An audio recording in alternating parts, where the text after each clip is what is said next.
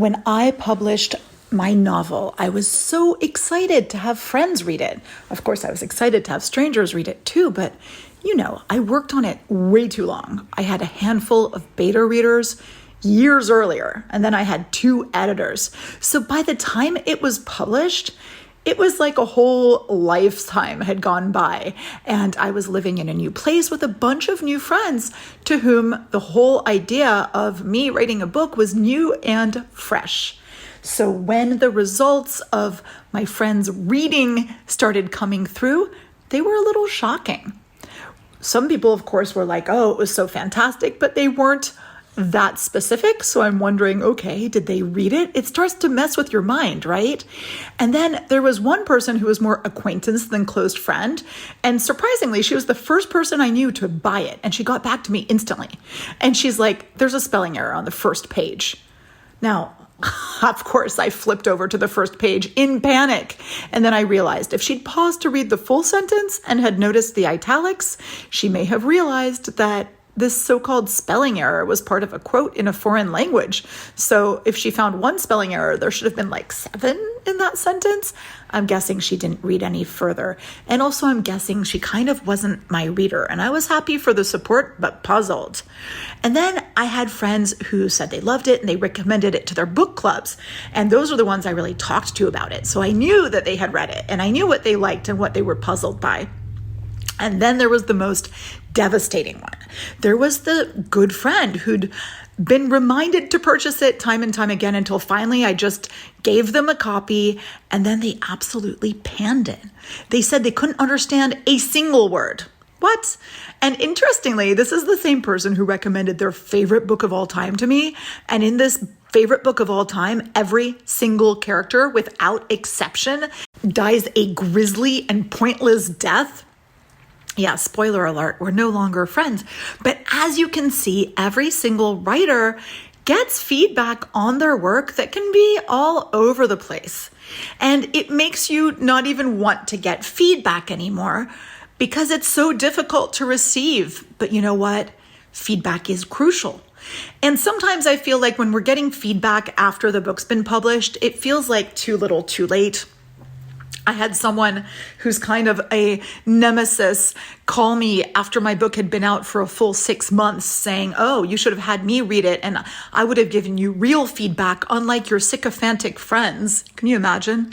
That's a little bit too little, too late and very passive aggressive or maybe just aggressive. But beta reader feedback, I think, is actually really, really useful. And yes, it's just as difficult to receive, but I think it's crucial because this is the feedback that happens when your book is not yet fully polished and published. So there are realistically going to be some little problematic parts to it. Really, for me, the beta reader feedback is what happens when you've finished your first draft, you've run it through your self-editing, and you've kind of fixed it up. So maybe we're at second draft, but it's not yet ready to be with an editor. This is where we're going to catch some mistakes or issues with the story or with characters or with plot holes that are going to be really helpful to you as you polish it up and get it ready for the editor. So in this episode, I thought it would be really, really important to talk about what happens when you get that beta reader feedback back. And in fact, we might even rewind and we might even say, why we need beta readers and how we look for them, what they are, what they aren't. And that way you're going to know a lot better, not only how to get good beta readers that are going to do their job, and you're also going to know what to do when you get that feedback, because so many times you pour everything into your book. You're so excited by it. You give it to someone to read and it's a disaster. So this is going to be so helpful to you. This episode is going to be precious to your mindset as a writer when you're dealing with those beta readers. And also, if you are a member of Writing Coach on Demand, you're going to be getting some awesome bonus materials that are going to include checklists and kind of a deep dive into really what to do with that beta reader feedback once you have it. So thank you for joining me on the How to Be an Author podcast. Let's get started on dealing with beta readers and their feedback. If you're a writer dreaming of becoming a successful author, join me, writing coach Karena Akhavein, on the How to Be an Author podcast, your weekly source for writing information, inspiration, and motivation. Hey everyone, welcome back to the How to Be an Author podcast, and thank you so much for joining me. So in this episode of the podcast, I really want us to talk about what happens with beta readers. First of all, we're going to talk about how to find them and how to set yourself up so that this feedback doesn't absolutely mess with your mind. Because whether it's kind of vague good or specific bad, feedback can mess with your mindset in a big way. And as we all know, mindset is one of the key ingredients to writing success. I know that when our mindset gets destroyed, our momentum gets destroyed.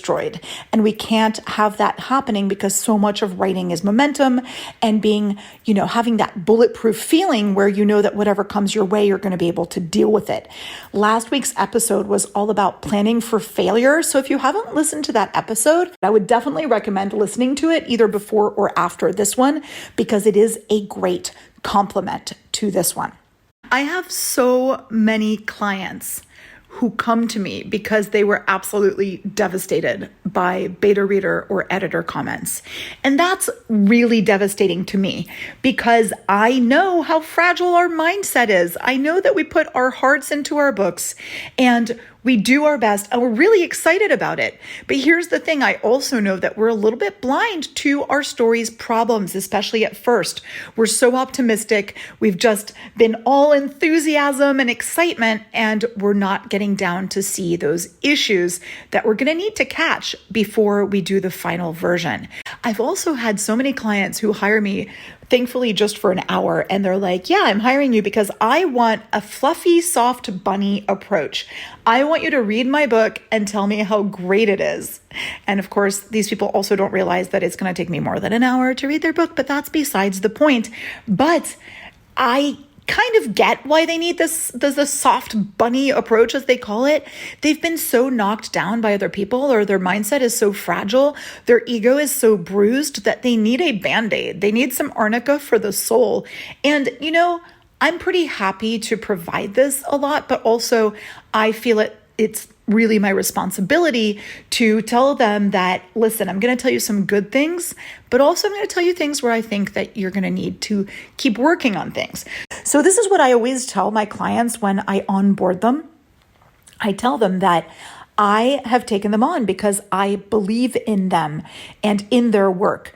I always talk to people before I take them on. I don't ever take somebody on for a 10-hour session or, anything like that until I've actually spoken to them and I've actually looked at their work, because I can't work with anybody where I think, oh my God, this sucks 100%.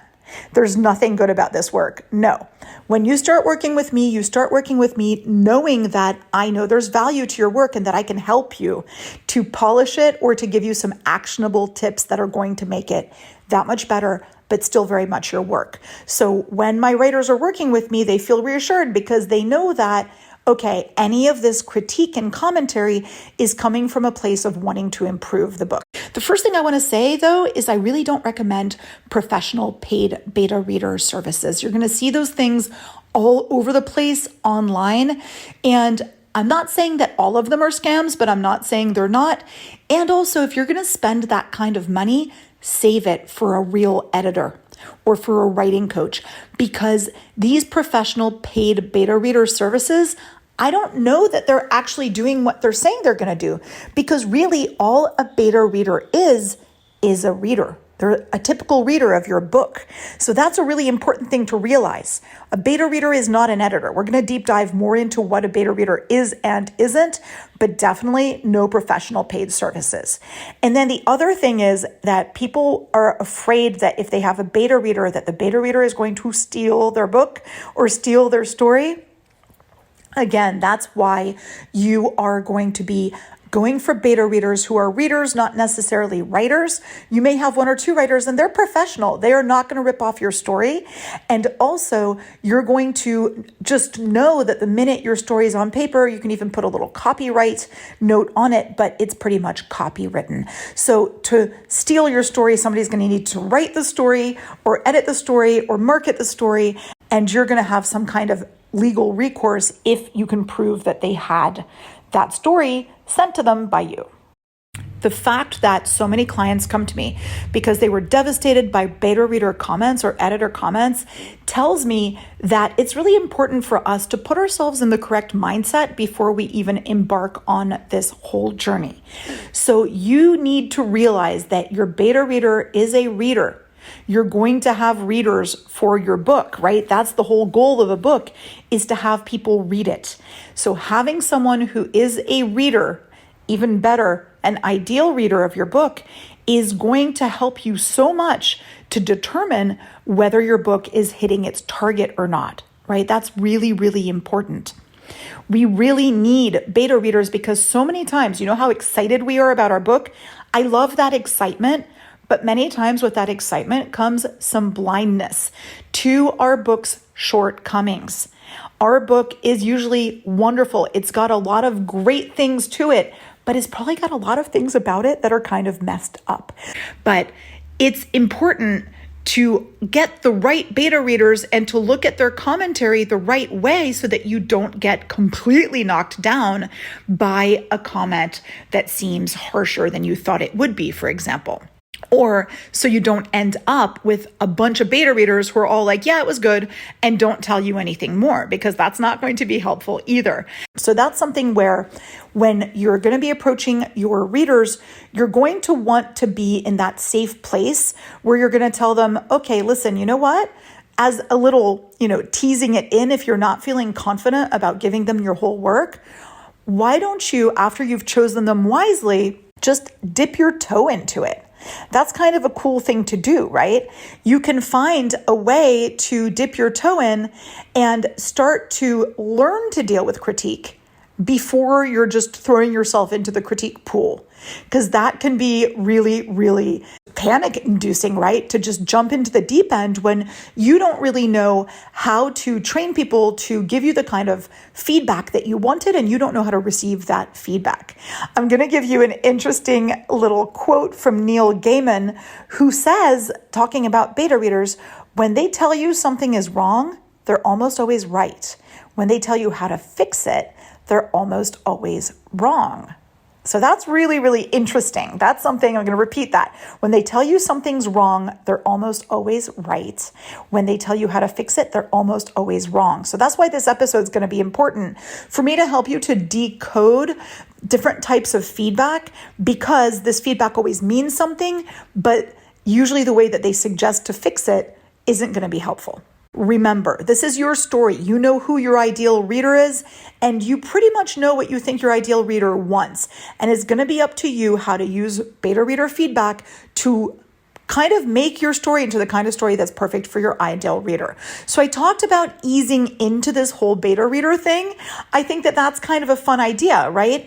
Instead of giving them your whole giant manuscript and being like, good luck, you can practice starting to give your readers shorter passages. And that's a good way to ease in. Maybe you can give them a passage, for example, a scene or a chapter, and get feedback on that. That's a great way to start to learn how to talk to possible critics without getting overwhelmed. So I would say that you can do either. So you can do writing coach office hours, and you can share a little passage with me, or you can share passages with your writing groups, or you can practice posting those things online, like on a Wattpad or something. Remember that if you're posting online, there are going to be trolls, and there are going to be fans, and there's going to be radio silence. It's kind of like the real world. But that can be kind of a hard thing to jump into. So why don't you find some people who'd be potential beta readers for you in the future? And this is your way of vetting them, and this is your way of getting your feet wet. So send them a passage and be like, did you enjoy this chapter or this scene? Why or why not? What were your favorite parts about it? Like, what about the characters? Were there specific lines you liked? Were there specific descriptions you liked? Did you like the whole concept or not? Then you could start to ask them things like, okay, well, if there's one thing that you could change, what would it be and why? If you were writing this scene, would you have done it some other way? What do you think my scene's greatest strength is? What do you think its greatest weakness is? And then, most importantly, well, how do you feel about going on to read the next chapter or the next scene? That's going to be really great because so many beta readers say yes because they're like, okay, how bad can it be? And then they start reading and they're like, I do not have the bandwidth for this, or this is not my style, or I don't like it. And it leaves us really devastated because we think, oh my God, is it me? Is it my writing? My whole book sucks. They couldn't finish it. When in reality, sometimes they're just in over their heads, or sometimes they didn't quite understand what they were signing up for, or they don't have time for this. So remember that when someone doesn't finish reading your book, is it because they didn't have the time? Or is it because they didn't realize what they were getting into? Or did they realize it's a different genre than they thought? All of these things are significant, right? Some of them you can feel kind of bad about, some of them not so bad about, but just catalog that feedback and realize what all these different things can mean. First, let's start with what a beta reader is, though, and what they are not, because this is really important. I said that all beta readers are readers. They are definitely not editors. So again, this whole idea of paying for a beta reader, I really don't think you should pay for a beta reader. I think you should pay for a writing coach or an editor who's a professional and who's used to giving feedback that's more objective and effective and actionable without kind of being tied up ego-wise with your writing. Because this is what happens sometimes when you have family and friends reading things. They see you in a certain way. They have a certain relationship with you, maybe even a competitive relationship with you. And so when they're looking at your work, sometimes you get this feedback that's based on their ego and on how they see you. And all of a sudden they've been confronted with your work that might be different from what kind of a person they thought you were or what kind of relationship they thought they had with you. Maybe they've been writing something and they're thinking that yours is better than theirs, or that yours is similar to theirs, and they're starting to freak out. So consider that. I would say for me, I really like having beta readers who are not necessarily fellow writers. And I've had beta readers who are fellow writers and who really kind of take it seriously and start to act almost as an editor. And there I have a tendency to say, wow, I really appreciate this. This is amazing. But sometimes I feel like that really detailed version of critique is not so helpful at that juncture because you're not done yet with your book at the point that you're showing it to beta readers, right? Your book is still going to go through lots of changes.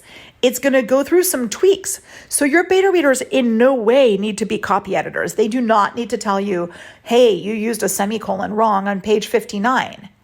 That's going to be frustrating to both of you. So tell them that the book's going to be professionally edited later. It's going to go through multiple changes. You just want their opinion, right? And you don't want just encouragement. That's not necessary unless you know that you do need just encouragement. Sometimes you want somebody to read it and say, these are just the things I liked about it. These are the things I thought were fun. You can tell a best friend, listen, I just want to hear what you liked. I don't want to hear what you didn't like. But over time, that's not going to help you as much as having a well-rounded critique can help, right? So if you've got friends and families reading your book, know that they're not your target reader. They rarely are, right? They're just kind of a bonus reader. They're going to be creating a cross-section almost of readers. And this is fun because I think it's cool to have a strategy sometimes where you have your target reader, a beta reader. Then you have a beta reader who's completely outside your target to see if your book is readable for someone who doesn't really read that genre necessarily, but who's going to have the patience to do it because they like you. And then maybe here's another type is that you can think, okay, let's pretend my book does really well amongst readers of my genre. How well is it going to bridge over into general literature? This is kind of interesting. This is something that happened with a book, for example, like 50 Shades of Grey, where it started off with readers of erotica, and then every, mom in America started reading this book, right? So I personally didn't think it was the best book on earth, but that's me. But clearly this book resonated with enough people who were not just their ideal reader. So that's kind of interesting to know. And if you're worried about your reader, as I said, stealing your content, again, don't worry. You have the copyright. And also, if you're, going with non-readers, they're not really going to write, your story. Or if you're feeling super paranoid, you can have them sign an NDA. So let's start with the opposite of what you thought I'd start with, which is, I thought you thought I'd start with, oh my God, my beta reader totally destroyed my whole entire book. Let's start with the beta reader who says, it was great. I loved it. It was so wonderful. I'm so proud of you. You know what? Sometimes I feel that our friends or, acquaintances or family think that you're expecting positivity. You need to tell them that you're not expecting just positivity. So if they tell you, I loved everything, it was perfect, guess what? Spoiler alert, nobody's book is perfect. So even if they can't be convinced that it's not helpful for you, if they say it was great when they didn't think it was great, ask them some follow-up questions. Because if they really read it, there's absolutely got to be something about it that they can say that didn't work for them. And it's funny because last night I watched this interesting play and it was about the relationship between a writer and her mentor. And I saw how the relationship was growing and changing and how the mentor at first was picking apart the other writer's work and the writer thought that the mentor's work was perfect.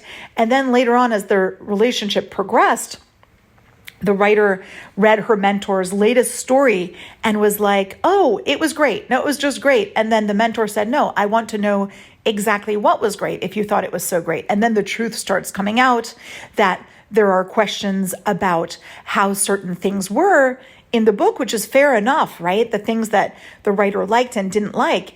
And then towards the end, the writer creates something that the mentor has a problem with because it's almost stealing the mentor's story. And the mentor tears it apart and says that there's absolutely nothing positive about it. So very interesting how our personal relationships and our reading relationships can intermingle and, intertwine. So when somebody says that it was perfect, I would say tread gently, but ask for more details. So now let's get to the part that you were waiting for, which is they tell you your stuff is horrible or that they absolutely couldn't finish it. Yep, that's a nightmare. And I think that if you've got a beta reader who just says, your stuff sucked, I didn't understand a single word of it, like the so-called friend of mine that I mentioned at the beginning of this podcast, that's not helpful either. And I really think that you should probably disregard most of that. You're going to try not to take it personally and tell yourself that this is, your friends projecting. They're having major issues about something, right? Too many writers say things like, go ahead, rip it apart.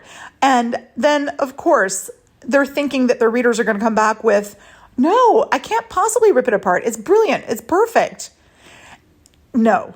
Harsh doesn't mean better or more honest, and it can really tear you down more than you think, especially if you weren't expecting it. So if you get some feedback, okay, so the people who are telling you that it was just horrible, they couldn't finish it at all, well, okay, let's be objective. Was it horrible? Is there a reason why they couldn't finish it at all? Try to ask them, okay, listen, I don't want to be fighting you, but I really need to know, can you tell me, could you go into more detail on this section, what part was really the worst? What didn't you like about it? Like instead of just saying, I hated this character, can you please tell me what was it about them that you did like? And is there something that I can fix? How would you fix this character? Now, sometimes, again, this person who's given you a criticism might not be equipped to tell you anything useful. So let's test this out. There's a difference between criticism and critique. So criticism is something that sounds like, this book is horrible. No one's going to read it. Or the protagonist totally sucked. I hated them. All the characters suck. Or I wouldn't have done it that way. Or you should have written a story about this. Or you have no skill. You shouldn't be a writer. You should do something else. Like all of that is criticism that really doesn't go anywhere, right? Now, critique sounds almost like criticism, but it's got more details, right? So things like, I didn't understand your character's motivation. Like maybe you need to make their motivation a little bit stronger or elaborate on it. Or, this relationship between these two characters, I don't see how this works. Like they feel like they're more strangers. I don't see them interacting in those ways. And so it's hard for me to believe that relationship. well, that seems pretty fair. It's harsh. It's going to give you a lot of work to do on that book, but this is something that sounds to me like it's useful. So you need to just write that down. I'm going to tell you how to deal with the critique in a second, but that's something that is critique, not criticism. Or sometimes people will say your writing style was difficult, or I struggled to connect with the characters. Maybe if you delivered this in a slightly different way, it'd be easier for me to follow. This happens to me a lot as a writing coach. I'll try to tell my clients this. And you know what? I always think I'm being super objective when I'm saying the story was hard to follow. And usually my clients will fight me back on that because it's really hard to hear this. And oftentimes when they hear the story is hard to follow, they think, oh my God, I've wasted so much time. I'm going to have so much work to do on this to fix them. And I've put so much work into it. This is my baby. This is my plot. It works this way. And I don't want to change any of it. To this, I say, that is your choice. That is absolutely your choice, where you can choose to observe the critique or not. Now, if you have, let's say, 5 beta readers, which is a number that I usually pretty much recommend, and they're all saying, I had a hard time getting into the plot, baby, your plot's probably a little convoluted. So you're really going to want to talk to somebody who's maybe a pro to ask them, hey, how do you think I can make this plot a little bit more clear? That's really important. And remember that Neil Gaiman quote about, oftentimes if your beta readers are saying something negative, they're right, but if they're trying to tell you how to fix it, they're wrong. That's absolutely true. Oftentimes your reader's going to say listen, I feel this and I don't exactly understand how you can help it. I just feel it. So you're feeling like it's being really passive aggressive, that they found something wrong with it, but they're not giving you a suggestion to change it. That's because they're not a writer, and that's because they're not writing your book. So that's really important for you to know, that you're going to kind of take their commentary, you're going to write it down. I would literally write it down without a tag saying who said what, because you want to take out the personal relationships parts from this.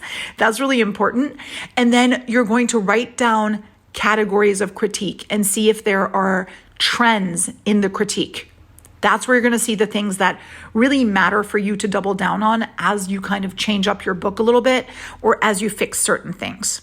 Another interesting type of feedback that you're going to get from your beta readers is when it comes out of left field for you, when it's like the completely unexpected feedback, something that you think, are they crazy? This is totally not what I meant. This is really important too. They can't read your mind, and sometimes you've got some kind of interesting plot holes or stylistic devices or descriptions or details that you put in, and you don't quite see what it ends up amounting to. So they'll say something like, wow, this character is a real asshole. And you're like, well, I thought that character is awesome, right? That's a really interesting type of feedback, because we often connect the dots in our own mind, or we often kind of fill in the blanks in our own mind when it comes to our story. We've got a different idea of who our character is and how we're describing them. And sometimes it's quite interesting to read into a reader's psyche and to see that what they thought they were writing isn't exactly what they were writing. So this might happen to you. And I think it's pretty interesting. Beta readers can help you to see that sort of an issue with your work. Now, again, I think that it's good to ask your beta readers about specific things. So you can choose to divide and conquer and ask each beta reader for a different thing. But I kind of feel that if you've got some general categories of stuff that you can ask them for, it's like a shopping list. You ask for 10 things from your spouse or from your kid, and they come back with 6 of the things and 2 of them are wrong. That's what you're going to get with your beta readers. So I would say I would give them a simple checklist. And that checklist is one of the bonus reading materials you're going to be getting if you're in the Writing Coach On Demand program. But I would say that I would give them a basic list of things that you want. And I would say things like, check on the hook, check on how the world building's working, check on how the pacing is, check on how my characters are. Are there any problems with the plot? Is there enough conflict and tension? Are you seeing problems with dialogue or point of view? This is a great place to start. And also say, did you like it? Yes? No? What would you have wanted to see? Did anything surprise you in a good way or a bad way? right? I think all of these things are great feedback. I think it's great if you can give yourself the time to interview your beta readers a little bit. It's like an exit interview, when you got fired, except that this is just a critique on your book. It might feel as bad as getting fired, but it's not that. So I think that communication is key. Managing expectations is key, and knowing that this is not the end of the world and that most of your beta readers are here to help you and make your book better and set you up for success. I think that that's a really important thing to realize. So this is kind of a short but sweet episode, which I think should really help you with that whole beta reader situation. It should help you to not be completely destroyed by beta reader feedback or not be artificially happy about beta reader feedback. And also just kind of get into a place of vulnerability where you're able to accept this kind of critique, because it's not going to help anyone if you're like, I'm going to be bulletproof and I'm not going to listen and this is my book and nobody can tell me anything about it and I've decided it sucks. That's not going to be helpful either. So let's aim for some balance. And if you have the bonus materials, I'm going to have so much more for you on setting yourself up for success with your beta reader and basically having a strategy for choosing beta readers and how to optimize their criticism and how to apply it. You're going to have a whole worksheet, a whole list of questions. And I think that's going to be super helpful for you if you're hoping to be obtaining beta readers anytime in the future, especially if that's coming up soon for you. Thank you so much for joining me as always. I hope this helped, and I look forward to being with you next time on the How to Be an Author podcast. We're going to be talking about more technical things, more mindset things in the future. You can always check out the website, creativeandwritingcoach.com, for bunches of blog posts, extra content. If you're on my TikTok, you can always ask me a question there. And if you're on Writing Coach on Demand, you can also book your office hours so that you can run something past me. I can be your little mini beta reader for you. Thank you so much, everyone. I'll talk to you next time. If you have any pressing writing-related questions or would like to be featured on the How to Be an Author podcast, please feel free to reach out on my website, creativeandwritingcoach.com.